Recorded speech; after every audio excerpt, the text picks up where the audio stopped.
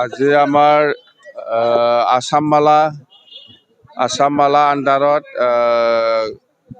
Bogoribari Mahamaya two থিপকাই এই ৰাস্তাটো আমি আসাম মালা আণ্ডাৰত পাবলৈ সক্ষম হৈছে। আৰু একটা ৰাস্তাটো হ'ল থিপকাইৰ পৰা গোসাইগাঁও যোৱা ৰাস্তা আসাম মালা। এই দুটা ৰাস্তা পৰ্বতজৰা সাব ডিভিজনত আমি পাবলৈ সক্ষম হৈছে।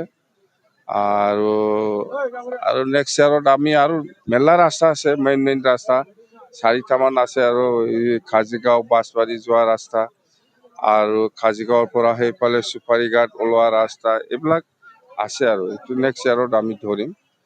আৰু এতিয়া যিটো আমি কৰি আছো আসাম মালা, সেইটো কিন্তু আমাৰ দিনত নহয়, সেইটো 2025-26 প্ৰমোদ বড়োৰ দিনত চেংচন হোৱা।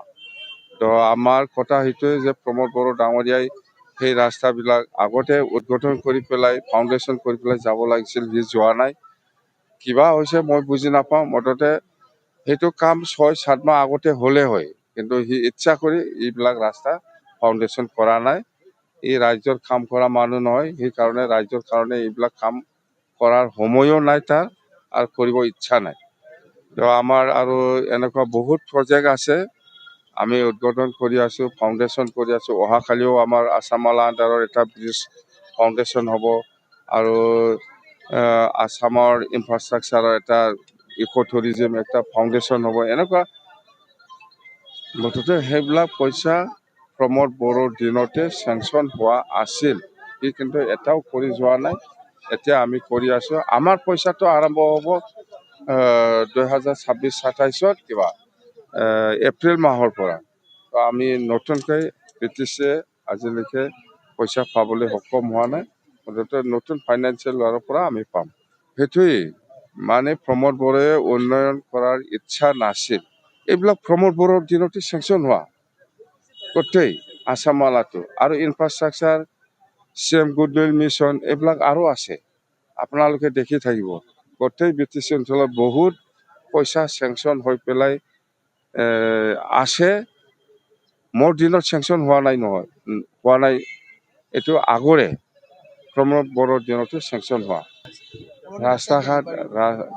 ৰাস্তা ঘাট বহুত বনাব লগা আছে, প্ৰমোদ বড়ো এইবিলাক কৰা নাই। মুঠতে ইয়াৰ ধান্দাটো হ'ল এই পইচা আহিছে, সেই পইচাটো ওলাই পেলাই কেনেকৈ খাব লাগে, ইয়াৰে ধান্দাত সি ব্যস্ত আছে।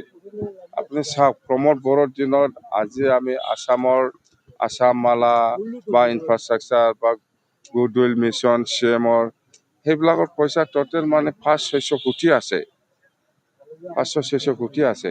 সেইবিলাক কাম একো কৰি যোৱা নাই। সি মানে য'ত খাবলৈ নাপায় এই কামটো সি নকৰে। কথা সেইটোৱে। 2026-ত আমি NDA হিচাপে ইলেকশ্যন খেলিব। আমি BPF বা AJP বা বহুত দল আছে অসমৰ, গোটেই NDA হিচাপে আমি ইলেকশ্যন খেলিম 126টাত। আমি কৈছোঁ 126টাৰ ভিতৰত আমি কমেও 100 চিটটো আমি পাম NDA হিচাপে, আৰু চৰকাৰ NDA কৰিব। 20টা বুলি কোৱা নাই মই, আমি কৈছোঁ 20টামান আমি চিট পাব পাৰে, এইটোৱে কৈছোঁ মই। নাপাব পাৰে। BPF-এ আমি বিচাৰিম আমাক 20টা চিট দিয়ক, সেইটোৱে আমি কম। পাই নাপায় বেলেগ কথা, কিন্তু আমি NDA হিচাপে আমি ইলেকশ্যন কৰিম। এইবিলাক BTC আসাম বুলি নহয়, অসমত 126টা আছে।